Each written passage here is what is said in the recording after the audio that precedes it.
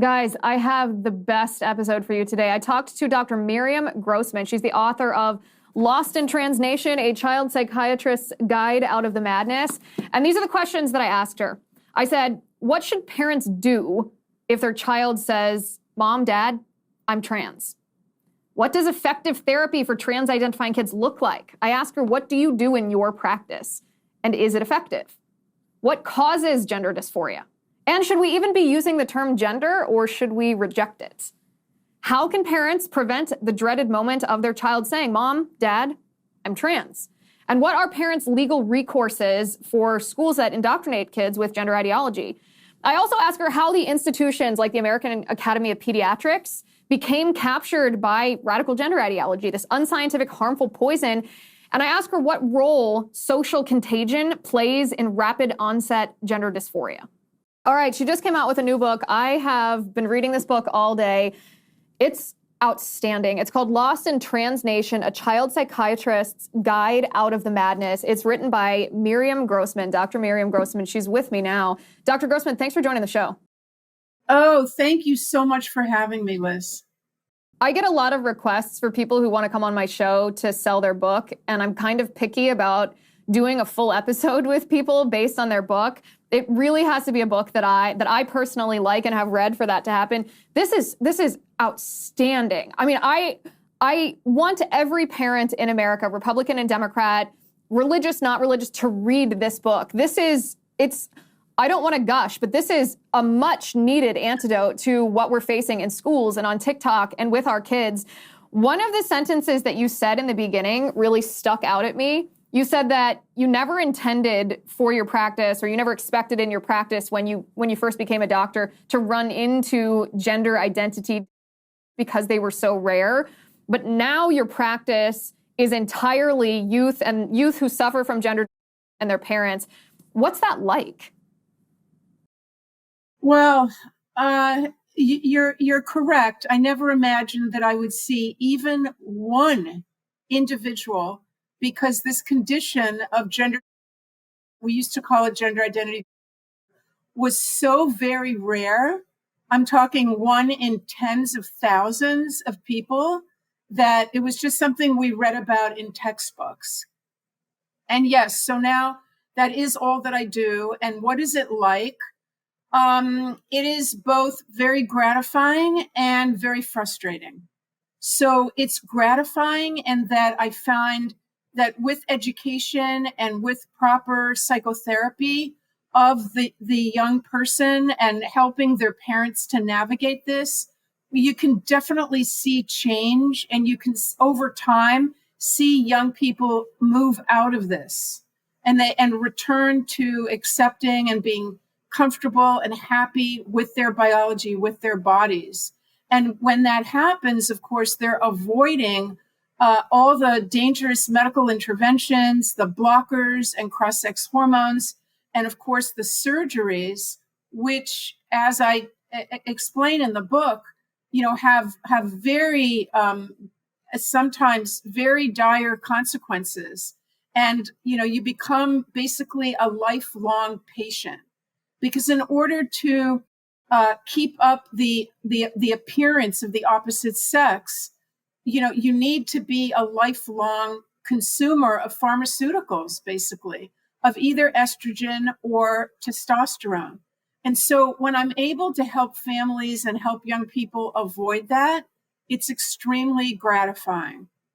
On the other hand, there are situations in which a child, and when I use the term child, I'm talking also about teenagers, is just very indoctrinated. And they are unable to consider any possibility they will not examine the ideas that they believe in, that they've been indoctrinated to think. They believe that there is only one solution to the way that they're feeling. And of course, the way that they're feeling may also include symptoms of anxiety and depression and being on the autism spectrum. A lot of these kids have been traumatized, they've been abused, and yet they've been led to believe by this gender ideology machine, belief system is what I call it, to think that there is only one solution. And they cannot tolerate any moving into any sort of gray area. Like maybe would you consider that perhaps we could look at it a different way? There might be other reasons for you to feel this way about your body. There might be reasons for you to reject your body. Maybe it's because you had a hard time, in middle school. Maybe your body developed early and you were bullied, or you were, you just hated those changes of adolescence, and you were anxious and depressed as it was, and you had family issues and everything. These are very complex patients. But what I'm trying to say, Liz, is that sometimes kids are just so indoctrinated that it's nearly, they just won't tolerate talking to someone like me, and I'm the enemy. Let's talk about bank on yourself. This is a question I ask myself often. Do you really control your retirement money? If you've got a 401k or an IRA or a similar retirement plan, the answer is no. The government actually controls it. They decide how much you can borrow and when you must pay it back, and you'll owe taxes and penalties for taking money out too soon or waiting too long, even though it's your money. And thanks to our skyrocketing national debt and a Congress that continues to spend like a drunken sailor, who knows how much you'll have to pay in taxes during a retirement that could last, 30 years? Bank on yourself is a better way to grow and protect your hard-earned money. This retirement plan alternative has never had a losing year in over 160 years. You are in control. You get access to your money for any purpose, with no questions asked and without government penalties or restrictions on how much income you can take or when you can take it. Try doing that with a 401k or an IRA. You can't. Bank on yourself is a better way. Now you can get a free report with all the details on how the Bank on Yourself strategy adds guarantees, predictability, tax savings, and control to your financial plan. Just go to bankonyourself.com/Liz. That's bankonyourself.com/Liz. They consider me the enemy. I'm transphobic. I'm biased. I'm spewing hatred. One of my patients told me that I'm spewing hatred. What I'm doing is I'm trying to help kids so that they're not put on this assembly line, which is really what it is, assembly line toward irreversible physical changes. And we have no evidence that those medical interventions are even going to help in the long run, which is why, by the way, just recently, there was an op-ed in the Wall Street Journal written by 21 experts from 9 different countries. And they said in that op-ed, what are you doctors in the US doing with these kids? There is no evidence that you are helping them in the long term. So this is really a momentous thing when doctors from other countries will stand up and sort of point their finger at us here in the United States and say, what you're doing, there's no medical foundation for it. But parents don't hear about that. Parents don't realize when they go to their pediatrician or their gender therapist that there is this huge debate that's going on. So one of the purposes of my book, aside from telling parents to trust their gut and to not put their child in the driver's seat, they're the adult in the room, they know their child best, and they should get informed and educated about what all of this is about. That's one of the things I found very appealing about your book is a lot of parents want a practical guide for how they should handle this situation. Parents in this generation or parents of young children, including teenagers, they're the first parents that have had to deal with this particular issue. So what do you tell parents? What should parents do if their child walks into their house one day and says, Mom, Dad, I'm trans? Well, first of all, I'm starting years before that in terms of preparing parents. I want to prevent that from even happening. I'll answer your question in just a moment. But first, I want to talk about how I feel strongly that parents can immunize their families against these ideas. These ideas, once again, they're presented as facts. For example, that a child might be born in the wrong body. There is no medical foundation for that. There's no medical foundation to say that sex is on a spectrum and there's 57 kinds of gender identities. This is all a belief system. So I'm telling parents to start early when their kids are still little and helping them understand that from the first moment that they existed, not when they were born, from the moment of conception, when they first existed, they were either a boy or a girl. And that is true for their entire body. It's not just, their genitals. It's their brain and their hearts and their liver. The entire body, it has cells that are either male or female. And it has nothing to do with what a doctor or midwife or nurse in the delivery room happens to announce this is a girl or a boy. I mean, that is ridiculous. This phrase, sex assigned at birth, is just bogus. And we are hearing that over and over again. And when adults for that matter, hear something over and over again, it has an effect on us. We start to believe it. And that's why I testified in Congress a few weeks ago and on this subject. And one of the things that I said is that sex is not assigned at birth. Sex is established at conception. When the egg and the sperm unite, that creates either a male or a female, a boy or a girl. And that is permanent. Now, the fact that a doctor has to come in and testify in the United States House of Representatives to that fact, which everyone learned in 10th grade biology, is pretty appalling, I think. But I want parents, I have in the book all the biology that they need to know, everything that they need to understand so that they can slowly, as the child grows up, introduce biological truths. And they can also tell their child, there are many different kinds of girls and boys. There are girls who climb trees and girls that want to be engineers and girls that aren't into makeup. And that's fine. And there are boys that hate sports and that love designing clothes or what have you. It doesn't matter. Okay. So I'm giving parents a lot of tips. But to answer your question, what do you do if you are unprepared for that announcement, that big announcement? Mom, Dad, I'm not your son, I'm your daughter. I have a chapter that presents a conversation, a model conversation between a parent and their child who's announcing that they are transgender. They want to be called by a different name, different pronouns, and they want to go to a gender clinic.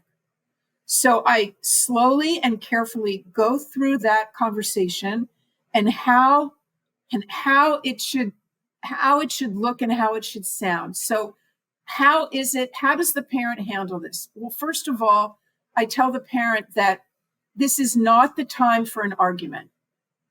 This is the time to listen and to be curious.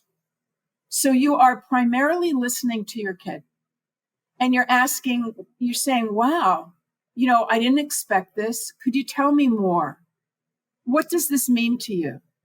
What do you mean that you feel that you're a girl? Could you explain to me more about that? And where did you learn about this? And I'm not familiar with some of these ideas. I certainly am going to do a lot of research because I can see that it's very important to you. So you're not opposite the child. You're next to the child. And you're saying to your kid, I love you. I want to understand this. I see that it's super important to you. And therefore, it's super important to me. And I'm going to help you through this. I want you to know that I understand that you're feeling this way. However, feelings do change. Your sex cannot change. But I do endorse the fact that this is how you feel now. So it's walking a tightrope, but there is a way to do it. And I am instructing parents on that conversation. Now, another type of conversation that I'm instructing parents on having is the conversation with either your pediatrician or your psychiatrist or your therapist, or for that matter, someone at school in the administration or what have you. Let's talk about fresh pressed olive oil. The most delicious olive oil that you'll ever taste is fresh from the farm. That's when olive oil is at its peak of flavor and nutritional goodness.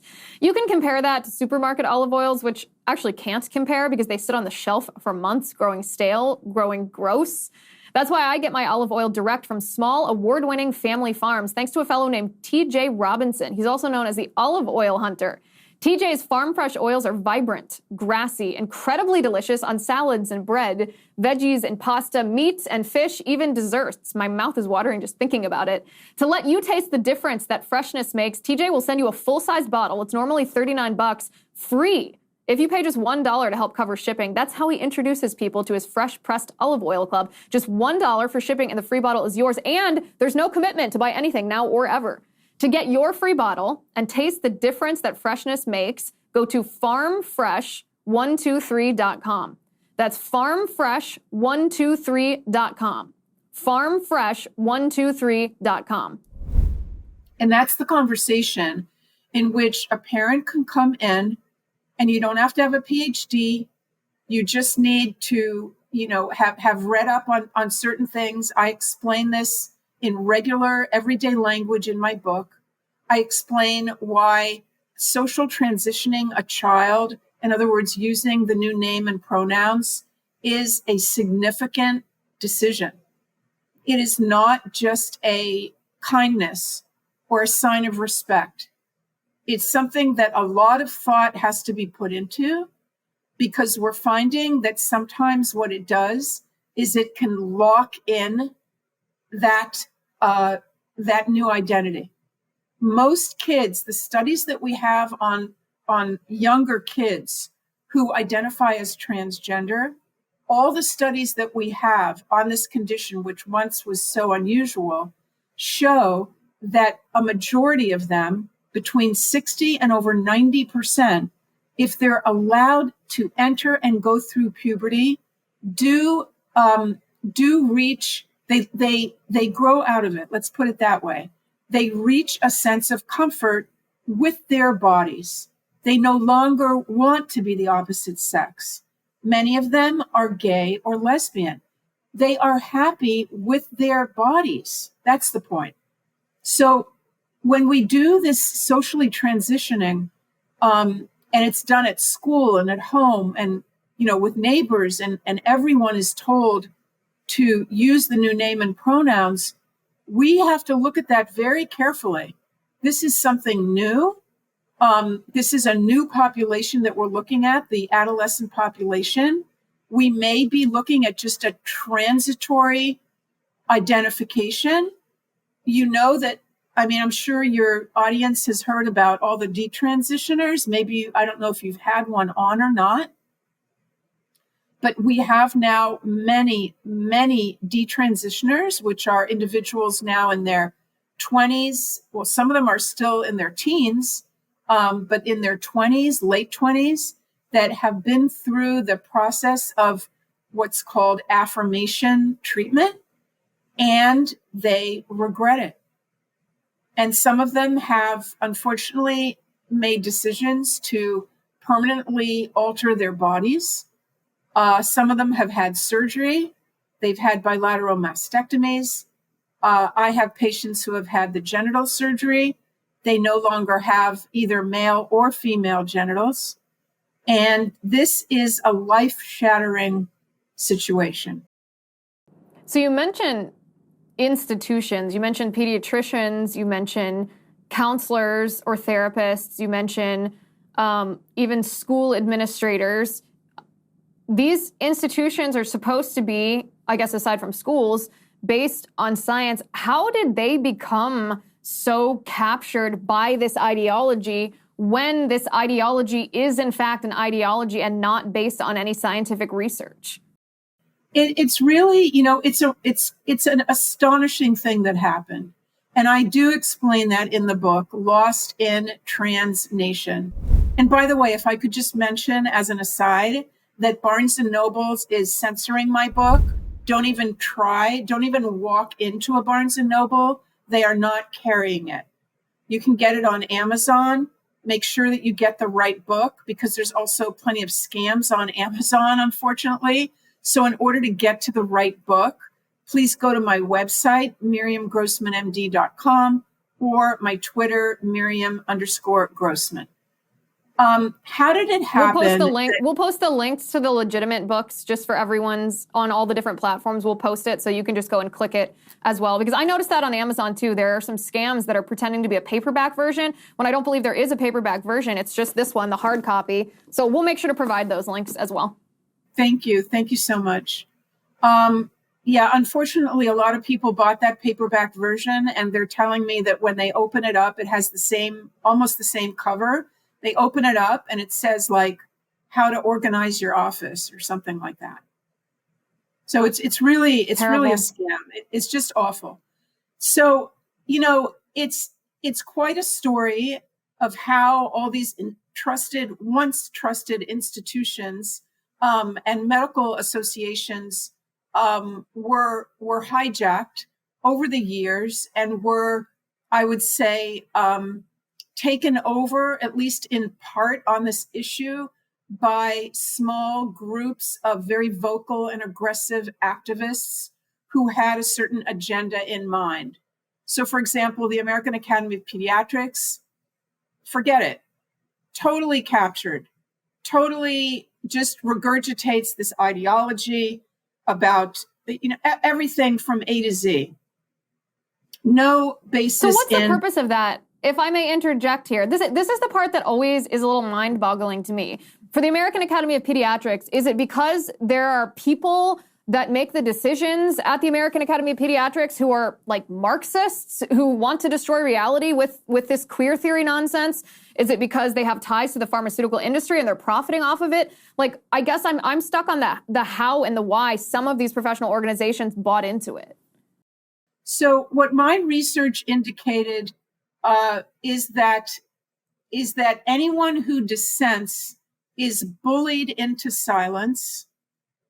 And I have interviews with pediatricians who have tried, endocrinologists who have tried to voice their dissent. They've tried to have panel discussions at the annual meetings. They've tried to write articles, letters to the editor. They are simply silenced. And it's a really awful situation when a few ideologues who believe in this, and I believe that, some of them simply are just, drinking the Kool-Aid, and they're too lazy to do their own research. They're only going with the program, with the narrative, and they are convinced that this is helping children. This does not represent the entire membership of the American Academy of Pediatrics. They present it as if there is a consensus, but there is no consensus. There has been no referendum of all the pediatricians at the American Academy of Pediatrics. There has been no referendum of my organization. I say my because I'm a child psychiatrist. I'm not a member of the American Academy of Child and Adolescent Psychiatry, and that's one of the reasons. But I can tell you that there has been no referendum. So the rank and file pediatricians, child psychiatrists, and other doctors, endocrinologists, they haven't had their say. They are not given the microphone, and then policy statements are put out to the public, and the public is led to believe, like Dr. Admiral Rachel Levine, constantly saying there's a medical consensus. There is no medical consensus. It's a scam. It really is a scandal. It's so awful. It's so scandal. harmful too. Let's talk about Genucel. Ladies and gentlemen, look at the mirror. Do you see those dark spots? Well, they're not going away on their own. Let me introduce to you the dark spot corrector from Genucel. It's right in time for the summer. The dark spot corrector, with not one, but 3 cutting-edge ingredients, goes to work fast to target sunspots, dark spots, liver spots, even old discoloration, both on your face and on your hands. You will be amazed at how quickly you'll see results. You can now enjoy your summer sun, beach, barbecues without embarrassing spots. With Genucel, you'll see the results or your money back, no questions asked. So go to Genucel.com right now. Get your dark spot corrector with the new Genucel Most Popular package. It now features summer essentials like the best-selling Ultra Retinol Moisturizer with a powerful retinol alternative that's safe for use in the summer sun. Go to Genucel.com/Liz right now for these amazing summer essentials and save over 70% off Genucel's Most Popular package. Don't wait. Order Genucel's Most Popular package now. Free shipping, free returns, the best luxury skincare you've ever used, all 70% off at Genucel.com/Liz. That's GENUCEL.com/Liz. Genucel.com/Liz. It's worse than a scam because it's so harmful. So this idea of, well, it's not just gender identity, but the idea of gender itself, I really enjoyed reading the part that you wrote about when the word gender even came into our language, because this hasn't been something that's been around for that long. It kind of validated the feelings that I've had that we shouldn't be using the word gender at all, that even though we use it as an equivalent to sex, that we should discard gender entirely and just say sex. But talk to me about that, where that came from, and who basically invented this ideology. Yeah. So at the basis for all this is the idea that there's not only a physical sex, but there's sort of a psychological sex in your mind, which is completely separate from your body. And this idea was the brainchild of John Money, and he came up with it in around 1957. He was a psychologist, a PhD psychologist at Johns Hopkins University, not a good guy, a pedophile. He promoted incest. He thought that it would be beneficial for kids to be exposed to graphic sexual images, also known as pornography. Not a good guy, a very troubled human being. And he came up with this idea that, like I said, there's the sex of the body, and then there's the sex of the brain. And he wanted, it was his life goal to prove this theory and to prove that the psychological sex that we have takes precedence over our physical sex. He believed that we are all born gender neutral. So he gave this name to the psychological sex he called gender or gender identity. And he proposed that everyone is born like a blank slate. Our gender identity was neutral. And depending on the messages that we got from our parents and our siblings and, the blue blanket or the pink blanket or the dolls or the trucks, those sorts of stereotypical messages, that depending on those, the child then internalizes those messages and feels like they are either a boy or a girl. He said it was completely unrelated to our physical biology, and only things like menstruation and lactation and gestation, were linked to biology. Everything else, he said, is a social construct. It is imposed on the child by society. Now, he wanted more than anything to prove this. And the way that he never really proved it, but he exploited a family in a very tragic situation as pawns in his research. There was a family that came from Winnipeg, Canada, a young blue-collar family. They gave birth to twin boys. The boys were fine, but when they went for a circumcision, the first one was irreparably damaged. The equipment that was being used by mistake burnt off his penis. And so the parents were left with this little boy with no penis. They heard about John Money, who, by the way, was a very impressive, his whole demeanor was that of the professor, the expert, the intelligent researcher, the Johns Hopkins expert. And so that made a huge impression on the parents of this little boy. This is the story, of course, of the Reamer twins. Some of the people in your audience may have heard of this. Very, very important that they learn more about this terrible experiment that was done on those kids. What happened is that the parents sought out his expertise. They felt that he was like a god. That's how they looked up to him. John Money said to them, just take this little boy and raise him as a girl. We'll give him some surgery. You'll change his name. You'll put him in a pink dress, and you will treat him forever as a girl, and you will never, ever tell him that he was born a boy.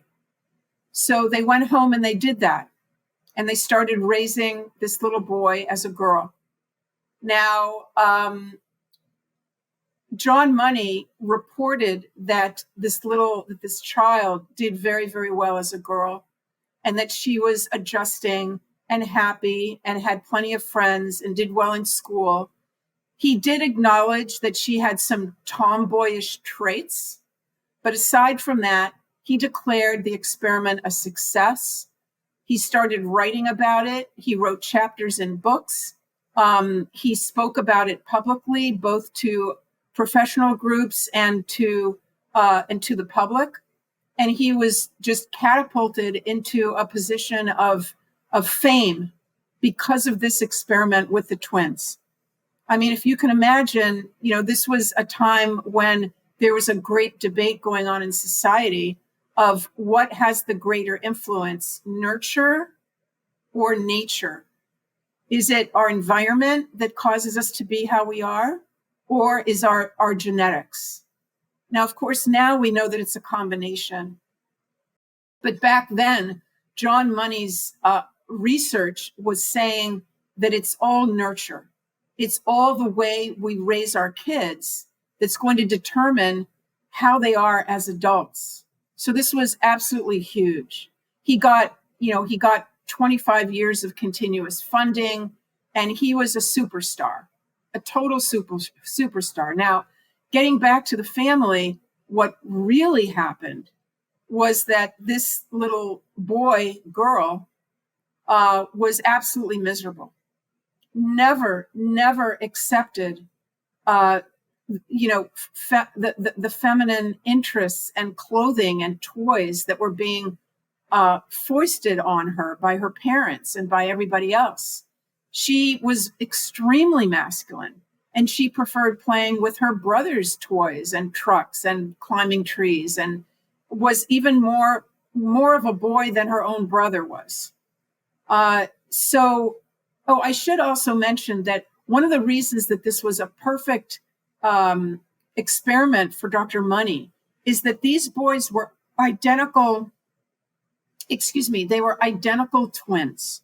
So they had the same genetics, and they were then going to be raised in the same household, same parents. So it really was a perfect setup for John Money.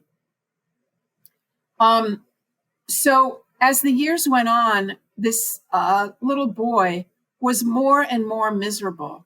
And every year they would go back and see Dr. Money in Baltimore. And Dr. Money was actually abusing these poor children, sexually abusing these children when they came for their visits. It's just a complete nightmare. But a point came when the boys refused to go back to see Dr. Money. when Brenda, as she was called, was so miserable that she was suicidal.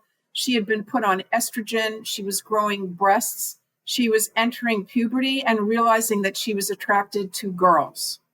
She was suicidal, and her psychiatrist at the time, much to her credit, told the parents, "You must tell your son that he's your son, not your daughter." And when they did that, Brenda, who then became David then described years later that moment when he was told he was always a boy was such a massive relief to him, because he never, ever felt internally like a girl. And he felt like he was going crazy. Now, he immediately returned to living as a boy.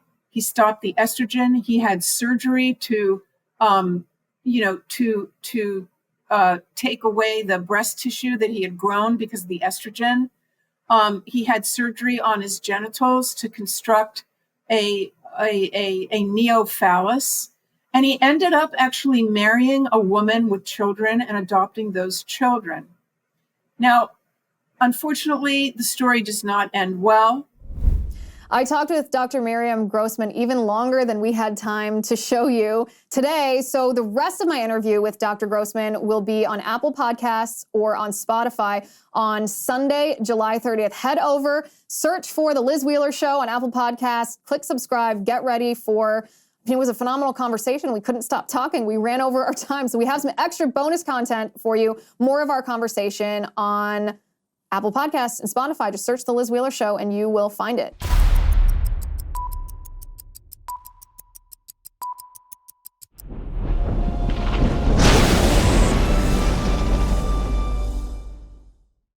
If you haven't already, give this video a thumbs up, hit the subscribe button below, and ring the bell to make sure you never miss a video.